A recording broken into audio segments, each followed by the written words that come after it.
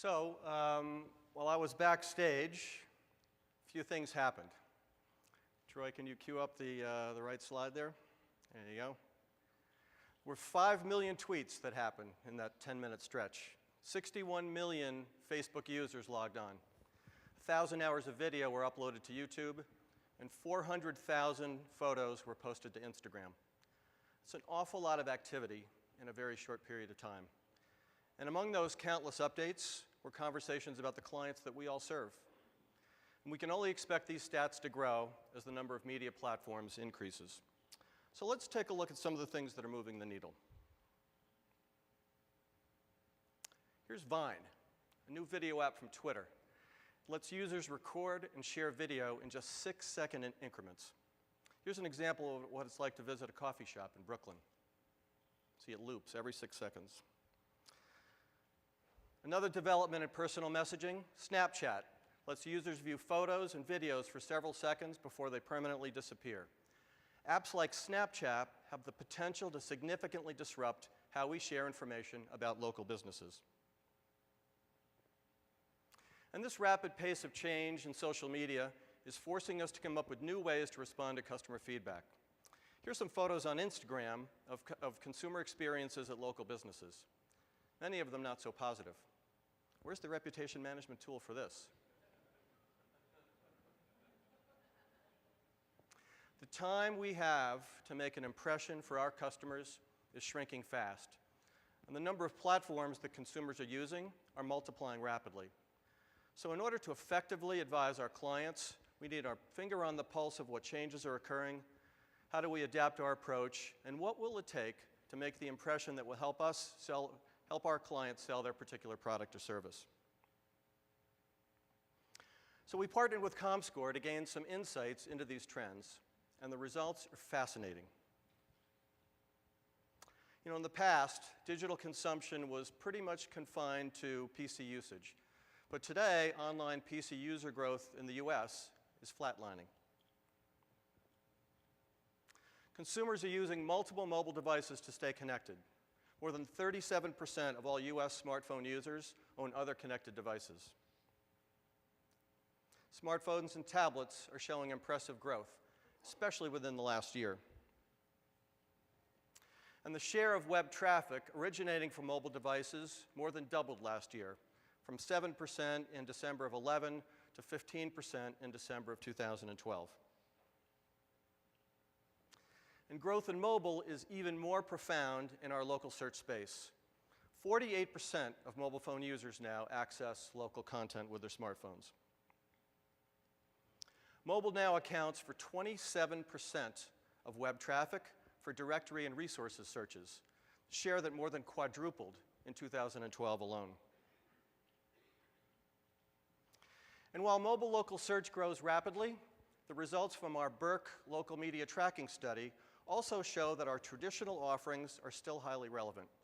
Burke found that a majority of adults, 60%, continue to use print directories annually, and that mobile is playing an increasing role in searches to Internet Yellow Pages.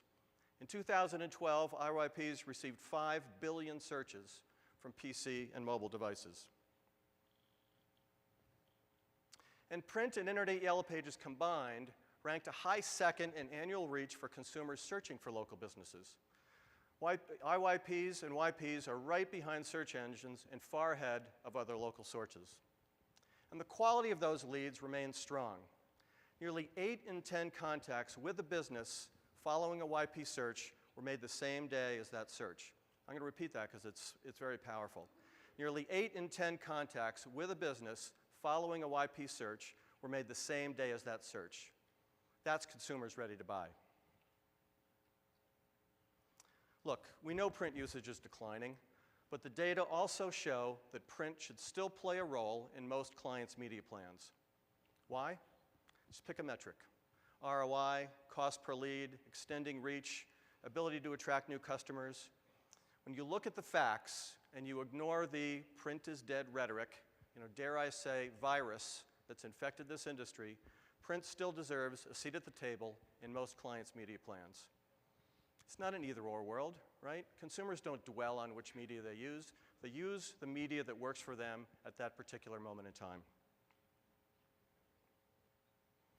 So, what does all this tell us? The transformation and fragmentation of our local search space continues, that consumers are increasingly turning to smartphones and tablets, but the majority still rely on print and online directories. Relevant content is still key for consumer engagement. You're going to hear a lot about that this morning from Jean-Pierre Remy. And I believe that our industry is best positioned to win because we've got the right products and the right experience. We can do this.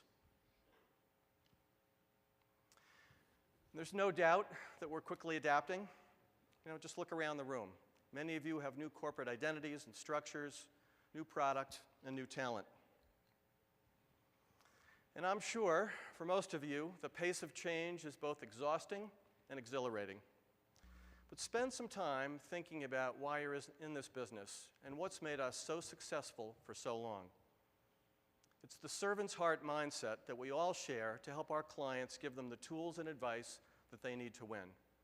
Just think about all of the businesses that all of us, over all these years, have helped grow and prosper as a result of the guidance we gave them. We provide enormous value for our clients, and we should all be proud to do what we do. As an association, our mindset is also one of a servant's heart. We're here to serve you, to enable you to do your jobs more easily and effectively. But sometimes doing that isn't quite as easy as it might seem. Not really, but in all seriousness, I'd like to spend a couple of minutes just updating you on some things that were important that we accomplished on your behalf last year. As you know, we've been laser focused on defeating print distribution legislation in Seattle and San Francisco, and we certainly recognized that had we lost those lawsuits, they would likely set off a domino effect in other markets that would really impact our ability to execute our strategies in those markets across the country. And so, as you know by now, after a long and hard-fought effort, we won both of those lawsuits. Our Seattle opt-out ordinance was declared unconstitutional. After that ordinance was declared unconstitutional, San Francisco repealed its much more onerous opt-in ordinance. And certainly those decisions got recognized by other towns and cities across the country. There were several other markets that were considering Me Too legislation that have since abandoned those efforts as a result of our lawsuit wins. And so on behalf of all of us, I'd like to thank our industry's legal team, led by our terrific General Counsel, Bill Champion, and supported in Seattle by Terry Hurley and Mark Hyanek of Dex One, and Cody Wilbanks and Joe Garza of Supermedia, and in San Francisco by Jason Ham of Valley Yellow Pages, Langley Kitchings of AT&T, and George Hanna of YP Holdings. It's not always easy to give the lawyers some love, but I think we need to do that today, so let's give these guys a hand.